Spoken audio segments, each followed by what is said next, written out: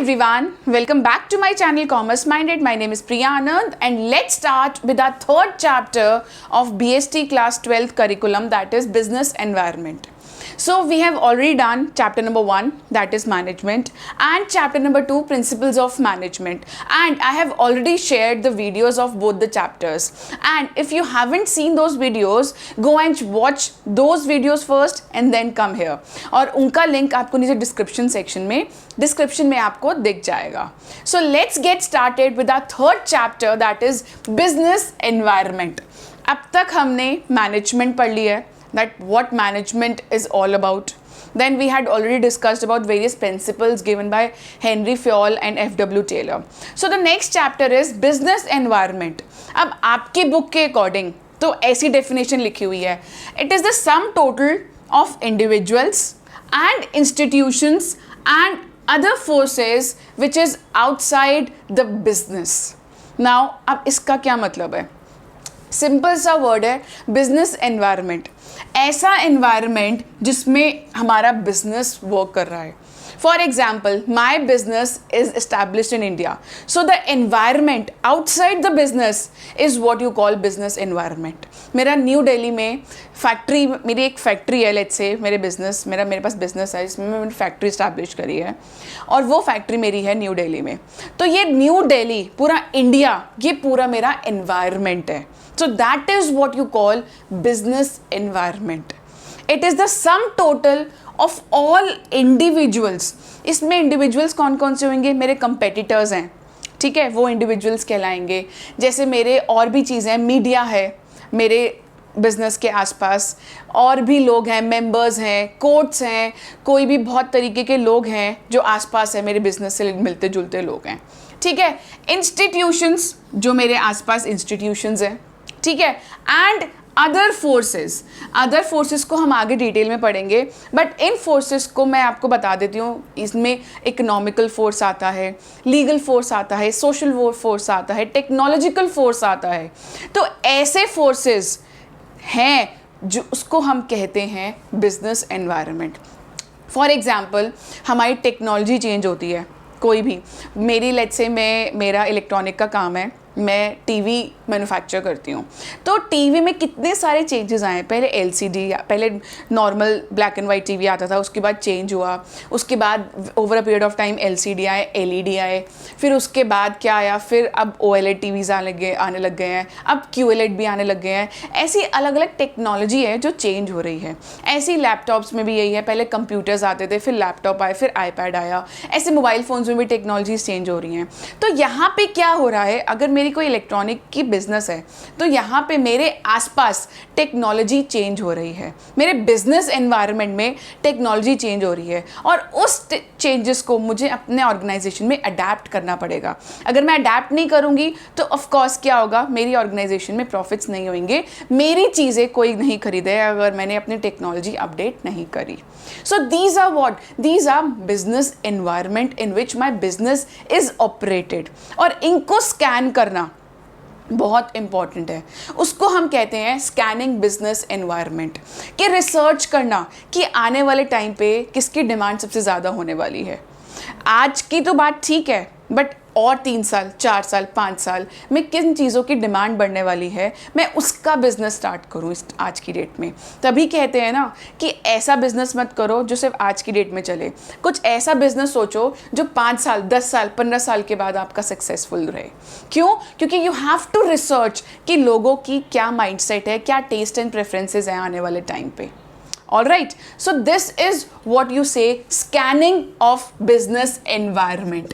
तो scanning of business environment के लिए आपको सबसे पहले business environment का समझना बहुत ज़रूरी है. मैंने छोटा सा आपको इंट्रोडक्शन दे दिया है.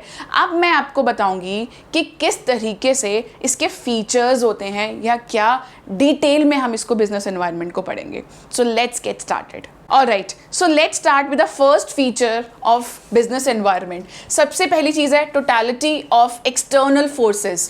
जितने भी forces हैं वो सारे आउटसाइड द ऑर्गेनाइजेशन है. बिजनेस एनवायरनमेंट का मतलब ही यही है कि बाहर के लोग, कंपेटिटर्स बाहर के लोग हैं. कोई मेरा कंपेटिटर कंपनी है, वो भी बाहर के लोग हैं.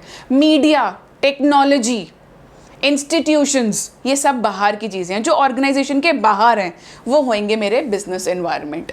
Then there are specific and general forces. Specific forces में मेरे आएंगे, स्पेसिफाइड है इन्वेस्टर, मेरा कंपेटिटर. इन्वेस्टर का माइंड चेंज हो गया कि मैं यहाँ पे इन्वेस्ट करूँ या ना करूँ आपके बिजनेस में, ठीक है. कंपेटिटर्स हैं, वो जितने टेक्नोलॉजी अपग्रेड करेंगे तो मुझे भी उनके अकॉर्डिंग अपग्रेड करना पड़ेगा, उनको स्टडी करना पड़ेगा. मेरी company for example Zomato, Swiggy है, कोई भी एक चीज़ एडवांस निकालती है, कोई भी अच्छी चीज़ निकालती है, दूसरी कंपनी ऑटोमेटिकली निकाल लेती है. अब कोविड के टाइम पे क्या हुआ था, सब ने होम डिलीवरी स्टार्ट कर दी थी. एक कंपनी ने स्टार्ट करी, सब ने स्टार्ट कर दिया. एक ने डंजो एक ऐप करके है, वो क्या करती है, एक ऐप का सामान दूसरी जगह तक पहुंचाती है. तो बाकी सब कंपनीज ने भी ऐसे, बाकी सब ऐप ने भी स्टार्ट कर दिया. फॉर एग्जांपल अब स्विगी में भी ये वाली चीज़ हो गई है कि आप कोई भी ग्रोसरी आइटम खरीदने जाओ तो वहाँ का एक बंदा, जिनी, स्विगी ने जिनी के नाम से एक बंदा निकाला, एक ऐप के अंदर एक ऑप्शन निकाली है कि अगर आपको कोई सामान चाहिए किसी ग्रोसरी स्टोर से या किसी भी स्टोर से, तो आप वहाँ पे उसको ऑर्डर कर सकते हो और वो बंदा आके आपको सामान दे देगा. तो ये चेंजेस ही तो हैं, एक ने चेंज लाया तो दूसरा भी ले आया. और ये किस वजह से, कोई एक्सटर्नल फोर्स था, पैंडेमिक आ गया था, ठीक है. क्या हुआ पैंडेमिक में, कोविड आ गया था, लोगों को घर पे ही बैठ के सब कुछ चाहिए था, तो उसी के अकॉर्डिंग सब कंपनीज ने अपने आप को अडेप्ट किया, उस चेंज में अपने आप को चेंज किया. तो तभी इन फोर्सेस को कहा जाता है बिजनेस एनवायरनमेंट, ठीक है. सो स्पेसिफिक में हमारे इन्वेस्टर्स आएंगे, कंपेटिटर्स आएंगे. जनरल होंगे तो जनरली सब कंपनीज के लिए एक जैसे होंगे, वो हम डिटेल में पढ़ेंगे. टेक्नोलॉजिकल फोर्सेस होते हैं, सोशल होते हैं, इकोनॉमिकल होते हैं, लीगल होते हैं, उनको हम डिटेल में पढ़ेंगे जनरल फोर्सेस कौन से होते हैं. Then we have uncertainty. Obviously fashion और टेक्नोलॉजी इतनी जल्दी चेंज हो रही है that there is no certainty कि किस टाइम पे वो चेंज हो जाए. तो हमारा बिजनेस एनवायरनमेंट भी अनसर्टेन है कि पता नहीं कि कौन सी टेक्नोलॉजी या कौन सा फैशन, टेस्ट एंड प्रेफरेंसेस कैसे लोगों की चेंज होती हैं. क्लोथिंग में लोगों की यूँ चेंज होते हैं टेस्ट एंड प्रेफरेंसेस, फैशन इतनी जल्दी चेंज होता है, तो इसलिए हम कहते हैं business environment is uncertain. Then interrelatedness. Interrelated है, कैसे इंटररिलेटेड है. फॉर एग्जाम्पल अगर लोगों की लाइफ एक्सपेक्टेंसी बढ़ रही है या फिर लोगों को बहुत ज़्यादा अपने हेल्थ से रिलेटेड चीज़ों का ध्यान रख रहे हैं, बहुत हेल्थ कॉन्शियस हो गए हैं, तो इसका इफेक्ट क्या पड़ेगा, जितने भी हेल्दी प्रोडक्ट्स हैं मार्केट में उनकी डिमांड बढ़ेगी. क्यों, क्योंकि जैसे ही लोगों को पता चल गया कि हाँ भाई हेल्दी खाना चाहिए, डायबिटिक पेशेंट्स हैं, अगर उनको ये पता चल गया स्टीविया शुगर एक बहुत काम की चीज़ है, तो स्टीविया शुगर बनाने वाली कंपनीज़ की अपने आप ही उनके प्रोडक्ट की डिमांड बढ़ जाएगी.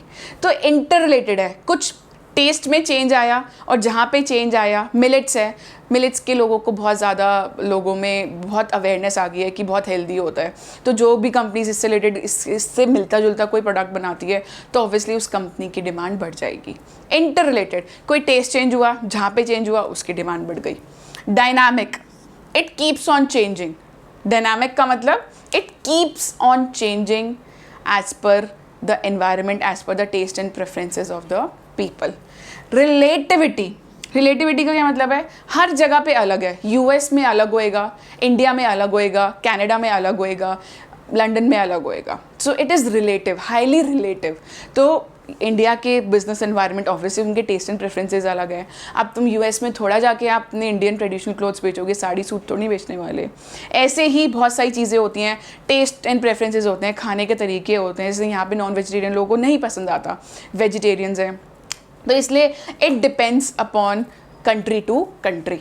Then last, complexity. Obviously it is highly complex to understand business environment. You need to develop a proper research team. You need to have a proper analysis, proper research of the environment in which your business is operated.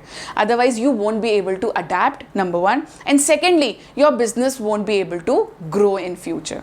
अगर आपको पता ही नहीं होगा, जैसे अब की मैं बात करूँ, अब लोगों को बहुत ज़्यादा ऑनलाइन चीज़ शॉपिंग करने की बहुत बीमारी हो गई. बीमारी क्या मतलब, चेंजेस आ गए हैं, लोगों को सब कुछ ऑनलाइन चाहिए, सब कुछ घर बैठे ही चाहिए.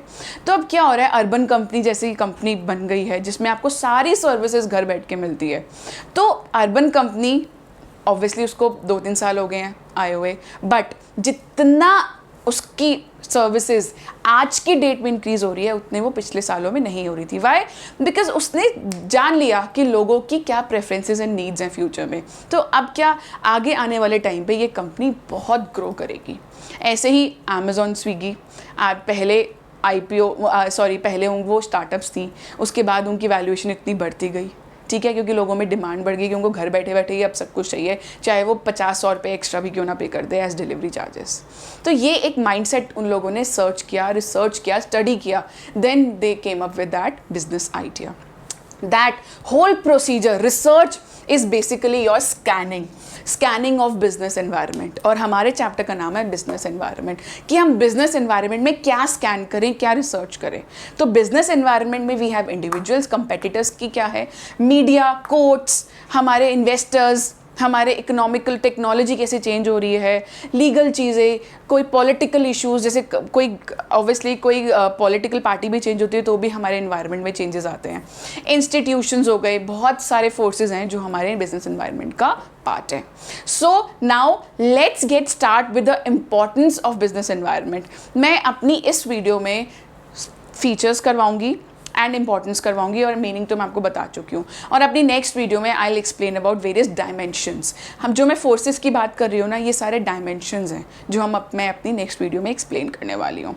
सो let's get started with our importance of business environment without wasting any time. चलो, alright, let's start with our importance of business environment. अब मैंने आपको पूरा कॉन्सेप्ट बता दिया that what business environment is all about, scanning of business environment का क्या मतलब है, मैंने आपको फीचर्स भी बता दिए बिजनेस एनवायरनमेंट के। Now the next topic is importance. Do you think that this business environment, this scanning of business environment is really important? So now the answers are here. We have 6 points of importance of business environment. We will discuss one by one. First point, enables firm to identify opportunities and getting first mover advantage. If you are doing scanning, or if you are scanning business environment, what exists outside your business, अगर आप उसको scan कर रहे हो, उस पर research कर रहे हो, टेस्ट एंड प्रेफरेंसेस पे या टेक्नोलॉजी पे या लोगों की क्या थिंकिंग, क्या माइंडसेट होने वाला है, तो आप एक फर्स्ट मूवर एडवांटेज ले सकते हो। कैसे? जैसे मैं एक मारुति उद्योग का एग्जांपल हूँ। अब मारुति उद्योग was the leader, market leader था। जैसे उसने रिकॉग्नाइज कर लिया कि पेट्रोल के प्राइसेस हाई हो रहे हैं, और जैसे ही पेट्रोल के प्राइसेस हाई होते हैं तो उसने ये जान लिया कि अब ये राइट टाइम है कि मैं अपने स्मॉल कार्स को मार्केट में लॉन्च करूं। Why? Because he has done the scanning of business environment, he took the first mover advantage. ऐसे ही मेरे पास बिस्लरी का एग्जाम्पल है। Bisleri was the first company to launch this filtered water in the market. जैसे ही उसने देखा कि डिमांड बढ़ रही है, कि लोगों को अपने हेल्थ कॉन्शियस हो गए हैं कि उनको सिर्फ एक्वागार्ड का ही पानी पीना है या फिल्टर्ड वाटर ही पीना है, तो बिस्लरी जैसी कंपनी ने अपनी बॉटल फिल्टर्ड वाटर या एक्वागार्ड से बड़ी प्योर वाटर अपनी मार्केट में लॉन्च कर दी। वैसे ही हमारे पास व्हाट्सएप का एग्जाम्पल है। जैसे ही कंपनी को लगा कि आजकल sharing of pics, sharing of communication बहुत ज़्यादा है मीडिया में, लोगों को बहुत पसंद आ रहा है, तो कंपनी ने व्हाट्सएप लॉन्च कर दिया। तो क्या हुआ इससे? जैसे ही उन्होंने स्कैन करा, उन्होंने देखा कि आने वाले टाइम पे क्या बूम पे आने वाला है, क्या बेनिफिट मिलने वाला है, या क्या ऐसी क्या चीज़ है जो लोगों को चाहिए। तो that is what scanning of business environment ही। तो उसमें कंपनीज क्या करती है, रिसर्च करती है, स्कैन करती है, एनालाइज करती है, उसके अकॉर्डिंगली वो एक फर्स्ट मूवर एडवांटेज बन जाती है। हमारी जोमेटो भी एक वन ऑफ द कंपनीज है। जोमेटो स्विगी आई, वो भी उन्होंने भी देखा कि अब लोगों को बहुत ज़्यादा घर पे बैठने की आदत हो गई है, घर पे ही लग्जरी की आदत, या उनको बहुत ज़्यादा उनका वर्क प्रेशर बहुत ज़्यादा है, वो चाहते हैं कि घर बैठे बैठे सब कुछ मिल जाए। तो ये कंपनीज लॉन्च हुई। तो कैसी? उन्होंने मार्केट स्कैनिंग करी। तो you get the first mover advantage, और फर्स्ट मूवर एडवांटेज ही लीडर होती है मार्केट में। Then you identify threats. Opportunities तो मिलती है, थ्रेट्स भी मिलते हैं। थ्रेट्स का क्या मतलब है? जिसकी वजह से आपकी कंपनीज की सेल डिक्रीज हो जाए या फिर आपको लॉसेज हो रहे हैं। And early warning signals. अगर आपको पता लगे स्कैनिंग से, रिसर्च करके, कि कोई मल्टीनेशनल कंपनी आपके ही सब्सटीट्यूट प्रोडक्ट को लेकर आने वाली है, तो आप क्या करोगे? Being an Indian company, obviously आप अपनी क्वालिटी को इतना इंक्रीज कर दोगे कि जो लोग हैं कि वो मल्टीनेशनल प्रोडक्ट को देखे भी ना। ठीक है। Then helps in tapping useful resources, resources मतलब लैंड, वाटर, ह्यूमन रिसोर्सेज, जिनकी वजह से हम आउटपुट निकालते हैं। फॉर एग्जांपल प्रोडक्ट निकलता है, तो अगर हमें ये पता होगा कि वो प्रोडक्ट जो कस्टमर को पसंद आने वाला है, अगर हमें ये पता होगा तो हम ऑब्वियसली उससे मिलते जुलते रिसोर्सेज हम टैप कर पाएंगे। हमें पता चल पाएगा कि किस लेवल की, किस क्वालिटी के हमें रिसोर्सेज चाहिए उस प्रोडक्ट को बनाने के लिए जो कस्टमर्स को पसंद है। Then helps in coping with rapid changes, dynamic. Since business environment is dynamic, so helps in coping with rapid changes. जितने ज़्यादा changes होते हैं, जितने ज़्यादा competition increase होता है, तो उसी के हिसाब से आप अपने environment में, आप अपने कंपनी में उसी हिसाब से अडेप्ट करते हो और कोप करने की कोशिश करते हो। For example we have a very good example, जैसे ही पैंडमिक आया तो डंजो ने और स्विगी ने देखा बहुत ज़्यादा डिमांड है यहाँ से वहाँ से सामान लेके आने की, तो उन्होंने बस अपने कंपनी में ये कर दिया कि मैं सिर्फ एसेंशियल आइटम्स ही एक जगह से दूसरी जगह तक पहुँचाऊँगा, उसके अलावा मैं कोई आइटम्स नहीं पहुँचाऊँगा। Why? Because there was pandemic, there was risky situation, लोगों को बहुत ज़्यादा कोविड हो रहा था। तो कंपनी अपने हिसाब से चेंजेस को अडेप्ट करती है डिनामिकली। The company adapts itself. Helps assisting in planning and policy formation. अगर उनको पता होएगा कि आने वाले टाइम पे क्या होने वाला है, किसकी डिमांड बढ़ने वाली है, तो उसी के हिसाब से प्लानिंग भी करेंगे और पॉलिसीज उसी के हिसाब से प्लानिंग भी करेंगे और पॉलिसी भी बनाएंगे। जैसे उनको पता है कि आने वाले टाइम पे अब जैसे पैंडमिक डिक्रीज़ हो रहा है तो टूरिज़्म इंडस्ट्रीज़ बूम पे जा रही है, लोग बहुत ज़्यादा घूमने जा रहे हैं, तो अकॉर्डिंगली वो अपनी पॉलिसीज़ में जितनी भी टूरिज़्म कंपनीज हैं, इंडस्ट्रीज़ हैं, वो अपनी प्लानिंग पॉलिसीज़ उसी हिसाब से चेंज करेंगी। लास्ट पॉइंट है helps in improving performance. Obviously आपको पता होगा कि किस प्रोडक्ट की ज़्यादा डिमांड होने वाली है, आप उसके अकॉर्डिंगली अपनी क्वालिटी को इम्प्रूव करोगे और इससे क्या होगा, आपकी ऑर्गेनाइजेशन की परफॉर्मेंस इम्प्रूव होएगी।